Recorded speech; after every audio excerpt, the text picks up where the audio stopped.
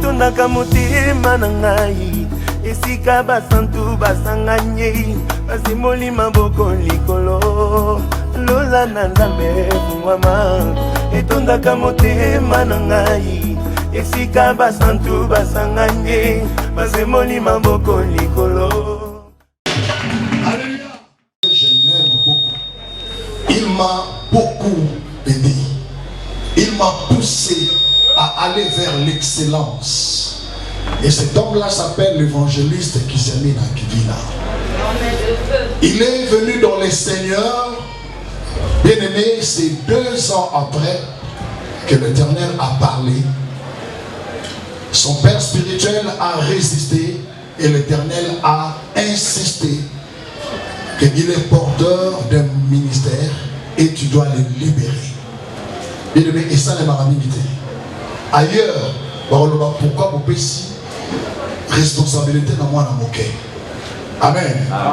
2 ans seulement, il n'avait pas encore 22 ans. Dieu dit, tu sors et tu vas bâtir.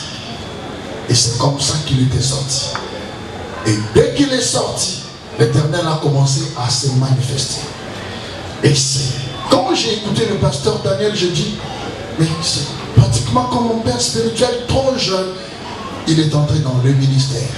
Et son ministère était confirmé. Alléluia. Est-ce que nous voulons vivre l'expression de Dieu au travers le ministère qu'il a déversé sur son serviteur? Amen.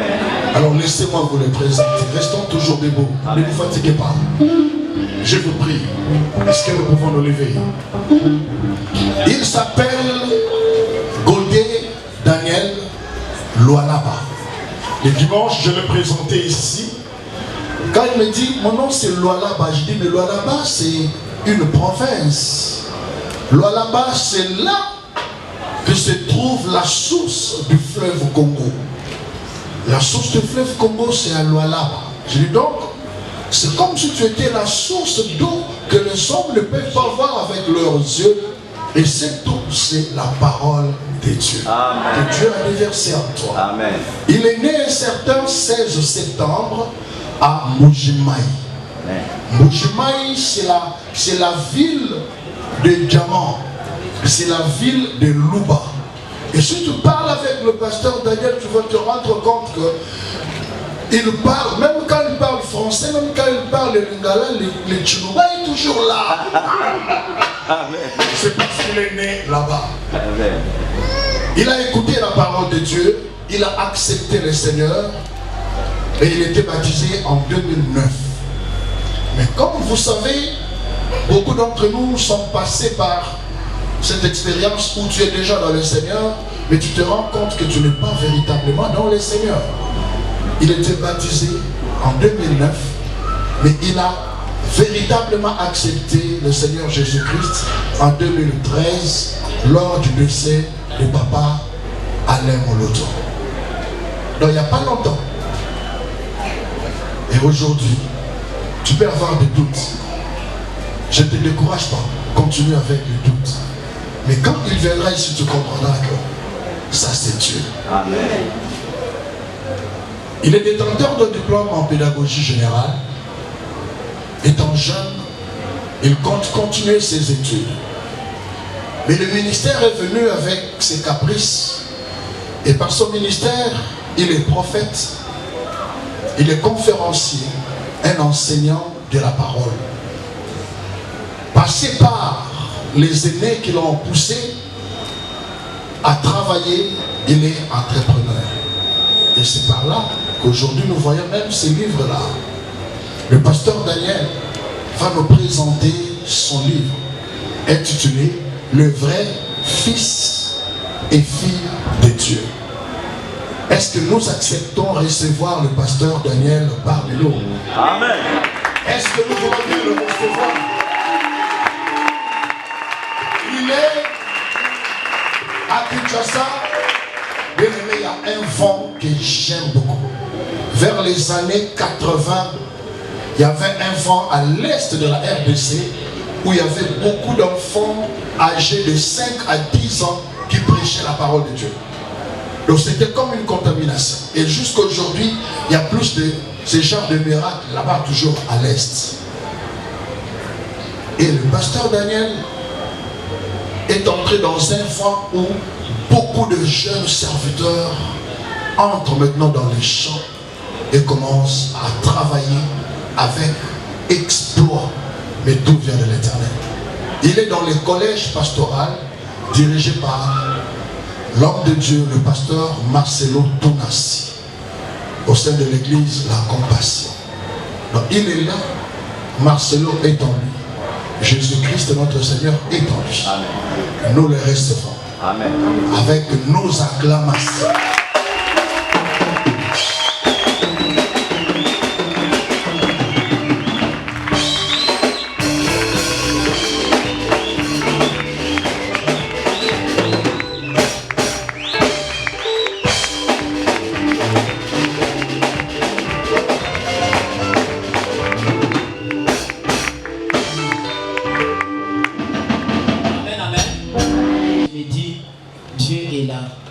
Et il est fidèle dans sa parole. Alors, sans plus tarder, j'aimerais dire merci d'abord à l'homme de Dieu qui m'a connu sur les réseaux sociaux. Et chaque jour, son comportement m'enseigne beaucoup. Son amour envers moi, ça me dit quelque chose. Je parlais de l'homme de Dieu, Satis, Temple. Est-ce qu'on peut acclamer pour lui?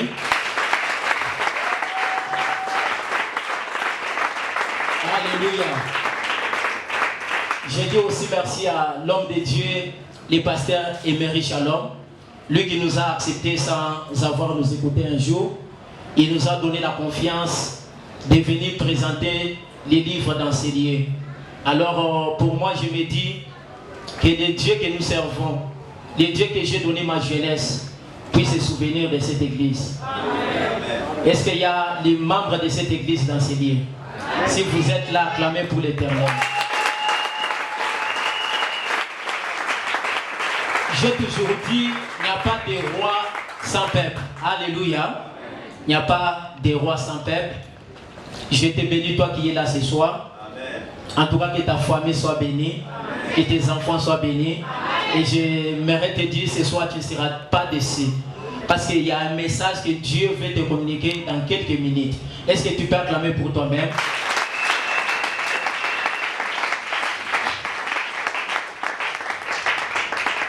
Comme c'est la présentation du livre, je ne sais pas si vous m'autorisez d'être assis.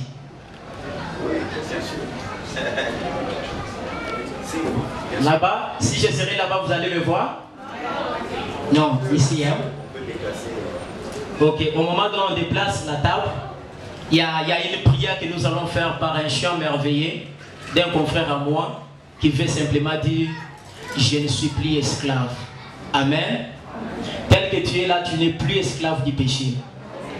Parce que Christ a accepté de donner sa vie afin que tu sois libre. Alléluia. Amen. C'est pour cela, j'aimerais que là où tu es, que tes pensées soient tournées vers l'Éternel. Et ensemble, nous allons méditer ces chants. Alléluia.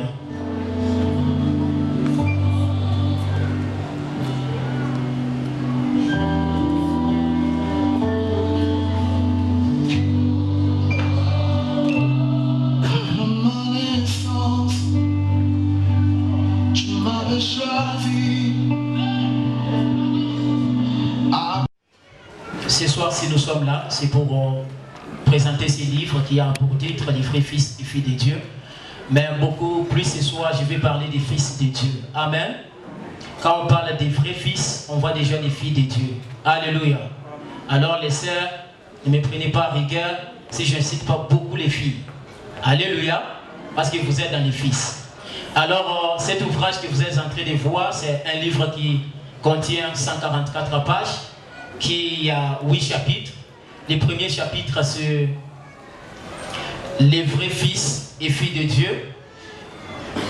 Le deuxième chapitre, c'est la différence entre les vrais fils et les faux. Troisième, c'est les vertus des vrais fils de Dieu. 4e, la génération des vrais fils de Dieu. 5e, Jésus-Christ est ma liberté. 6e, l'huile et les parfums. 7e, le vrai fils de Dieu face aux nations. 8e, que faire pour devenir fils de Dieu ou enfant de Dieu. Alléluia. Pourquoi j'ai écrit ces livres? C'est Dieu qui était en train de me parler. Je me souviens, c'était en 2015 où je partais prêcher à l'IEC, pour ceux qui connaissent bien Kinshasa. Alors j'ai rencontré des hommes de Dieu qui se disaient fils, serviteurs de Dieu. Mais quand je regardais leur vie, quand je regardais leur comportement, leur manière de parler, il y avait lié de se poser des questions si réellement ils étaient enfants de Dieu. Alléluia. Alors, je me posais beaucoup de questions en disant, Seigneur, pourquoi ces gens nous servons ensemble avec eux? Mais un moment ils sont dans la pornographie, un moment ils sont dans l'impudicité, ils sont dans le vol, ils sont dans les mensonges. Alors par là j'ai compris que ces serviteurs-là, ils n'avaient pas ou ils ne connaissaient pas vraiment ce qu'ils voulaient dire les vrais fils et filles de Dieu. Alors ce soir, dans quelques termes ou dans quelques mots, j'aimerais donner l'objectif d'abord de ces livres. Ces livres, premièrement, moi l'auteur, je désire à ramener ceux qui sont dans le faux, les ramener dans le vrai. Alléluia. Et nous croyons par la grâce de Dieu que cela va arriver.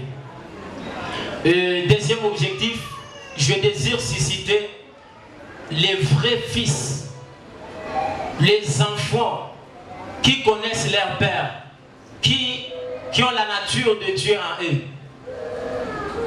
Troisième objectif, je désire aussi encourager ceux qui sont dans les vrais de demeurer et persévérer et ne pas séduire et ne pas céder aux sirènes de ce monde. Alléluia.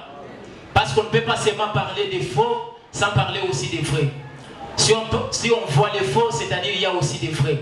Alors ces vrais-là, dans ce livre, je désire aussi les encourager pour leur dire, tenez bon, malgré la souffrance, malgré les obstacles, tenez bon jusqu'au retour du Seigneur. Alléluia.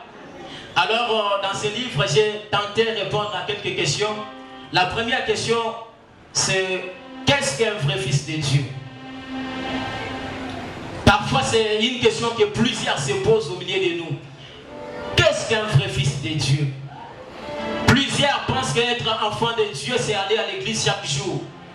Plusieurs pensent qu'être enfant de Dieu, c'est adorer à la chorale, c'est chanter pour l'Éternel.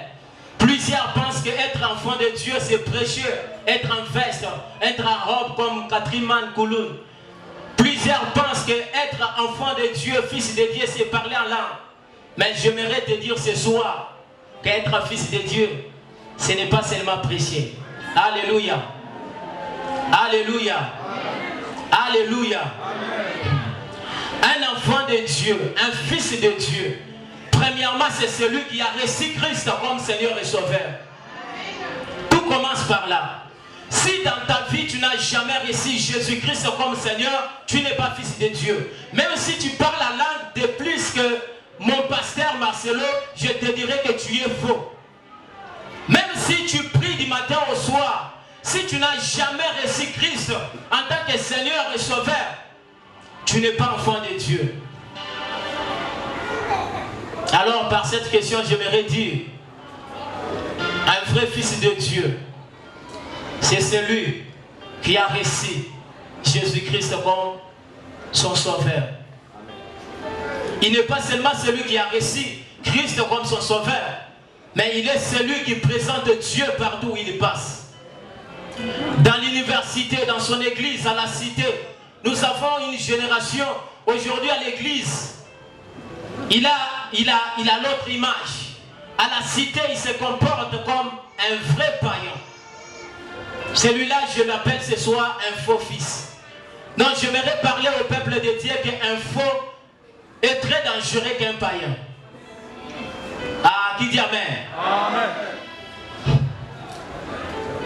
Un vrai fils de Dieu, c'est celui qui représente la divinité de Dieu en lui. Il n'a pas besoin de parler à langue afin que les gens voient qu'il est fils de Dieu. Mais il a juste besoin de présenter ses œuvres par son caractère, par son parler. On sait déjà ramasser, on sait déjà découvrir que celui-ci est le Fils de Dieu. Un Fils de Dieu, ce n'est pas celui qui le dimanche, il chante à l'un ou l'autre. Il chante à Tom, il chante à Papa Franck.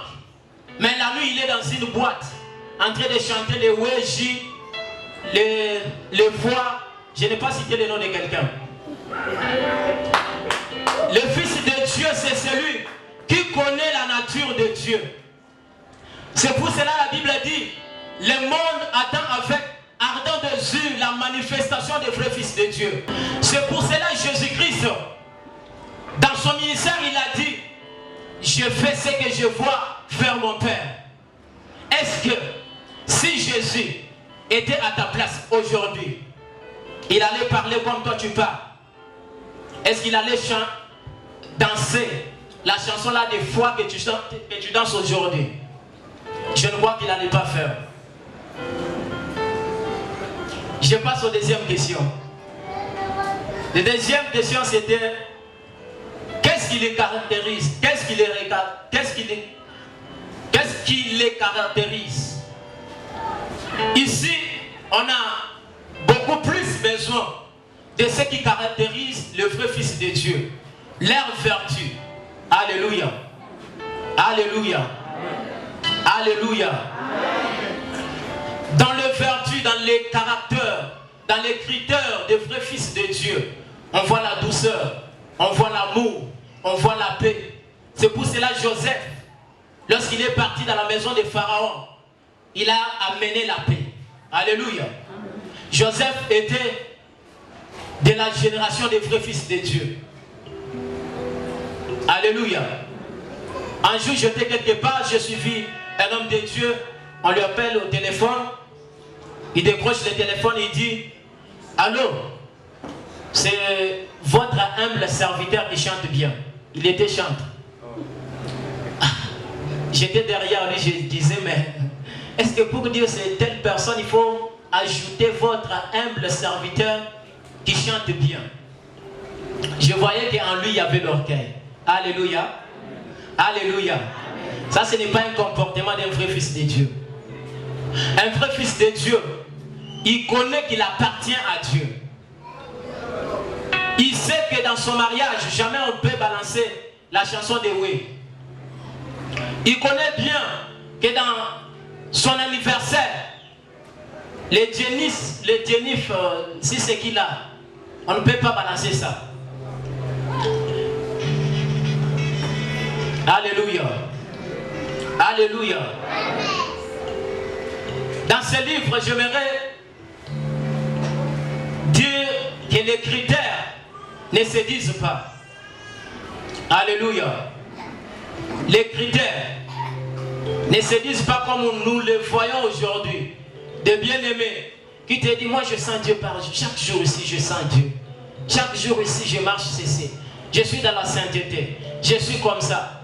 Et quand vous les regardez bien, de loin ou de près, vous trouvez qu'il y a quelque chose qui est contraire à la parole de Dieu ou qui est contre la parole de Dieu. Romains 8,14 nous dit ceci.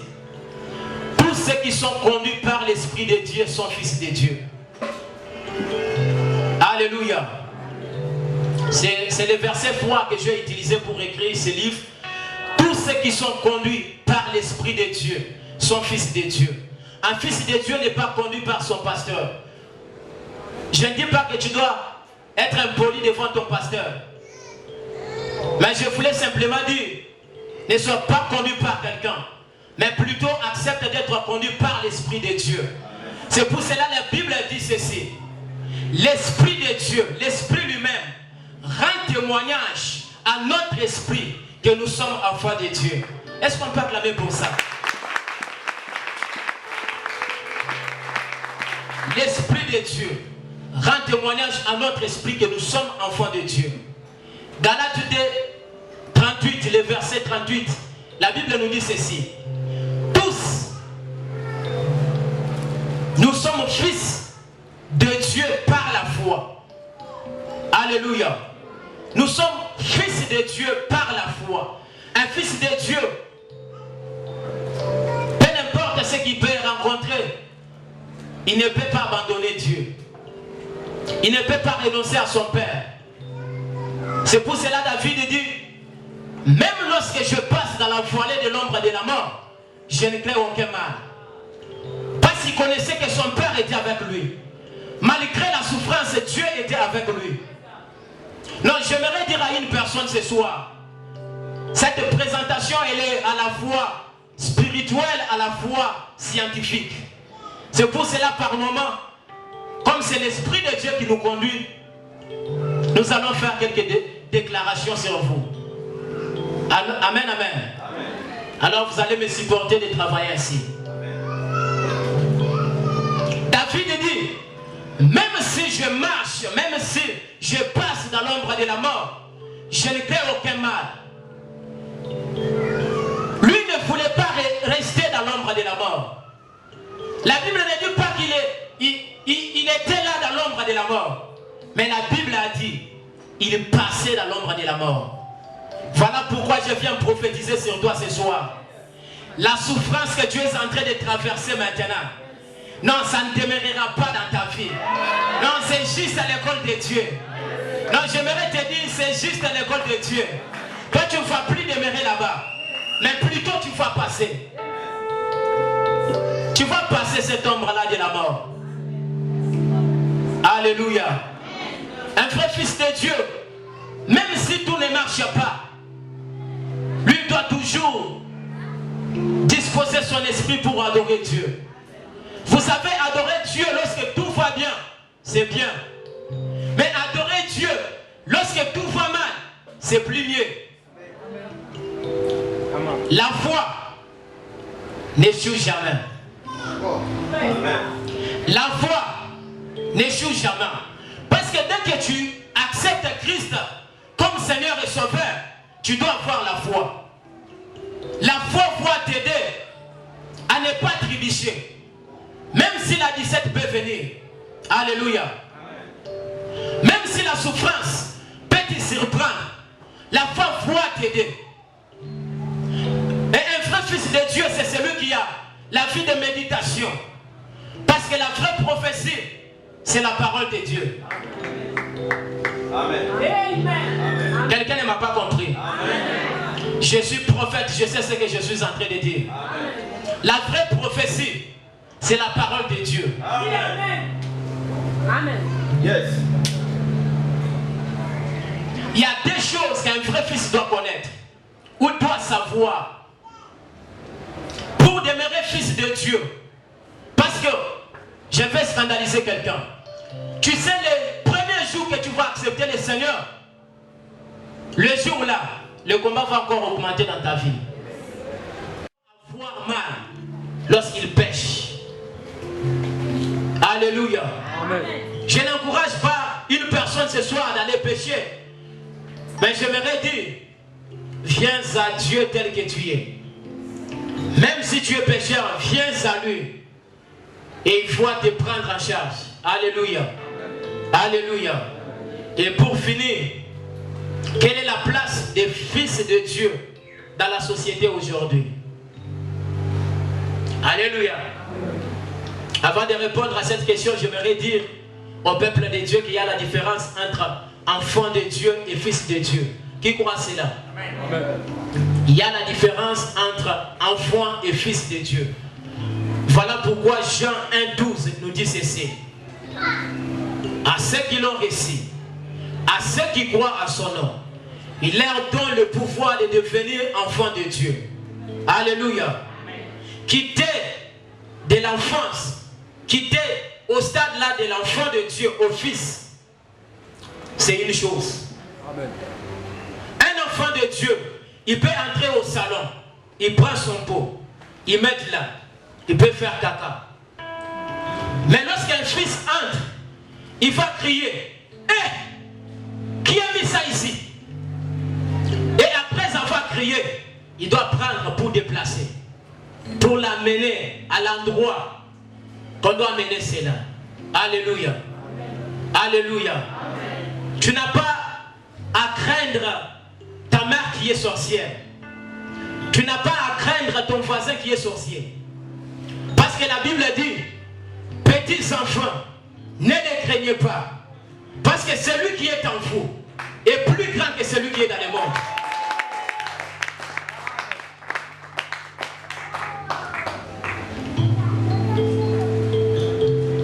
Un fils de Dieu est différent avec un enfant. Un enfant, des fois, lui, il croit seulement. Il croit. Mais il ne peut pas demeurer dans la prière. Il ne peut pas persévérer dans la prière si ça fait encore dur. Mais un fils de Dieu, même si ça se complique, lui demeure toujours dans la prière. C'est pour cela que j'aimerais te dire, même si ta vie commence à te compliquer, adore Dieu. J'aimerais dire ceci. Celui qui adore Dieu, alléluia, celui qui adore Dieu est plus dangereux que celui qui prie pour la souffrance. Amen. Quelqu'un n'a pas compris. Amen. Celui qui adore Dieu est plus terrible que celui qui prie pour la souffrance. Amen. Parce que celui qui prie, lui cherche Dieu. Celui qui prie, il cherche Dieu. Mais celui qui adore, lui ne cherche pas Dieu. Mais c'est Dieu qui lui cherche. Personne n'a pas compris. Celui qui prie, il cherche Dieu. Mais celui qui adore Dieu, Dieu lui cherche. Voilà pourquoi il dit, Dieu cherche les vrais adorateurs. Dans ta souffrance, adore Dieu. Même si ça ne marche pas, adore Dieu. Même si ça ne marche pas, adore Dieu. Un vrai fils de Dieu, il est Dieu. Amen. Le vrai fils de Dieu, il est Dieu. On partait chez Pasteur Atoms un jour avec le pasteur Gelor Kalama de Philadelphie. Arrivé chez Pasteur Atoms, parce qu'il habite très loin avec notre commune.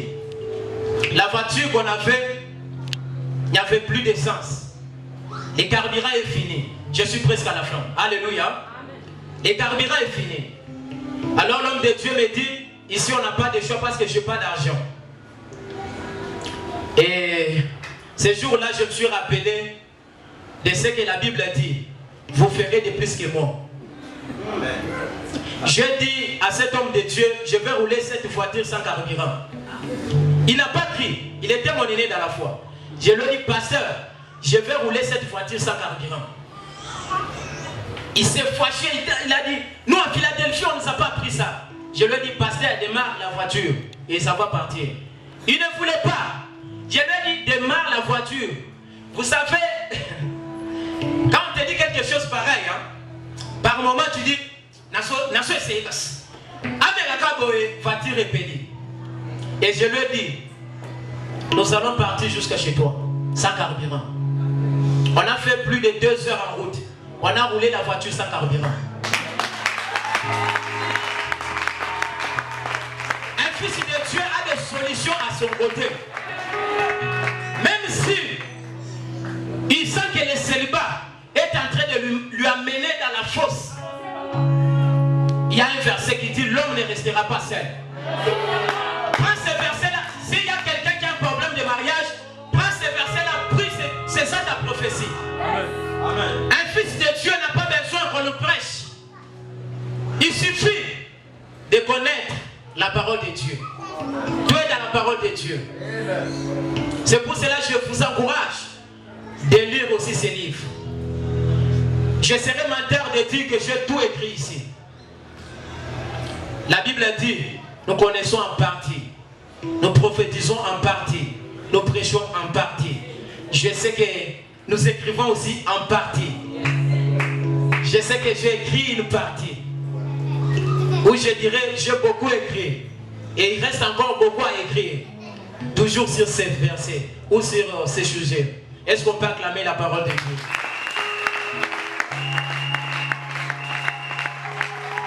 Avant de donner le temps de quelques questions, j'aimerais dire cette phrase que j'aime beaucoup. Avant de le dire, je vais donner un petit témoignage qui démontre que nous sommes des enfants de Dieu.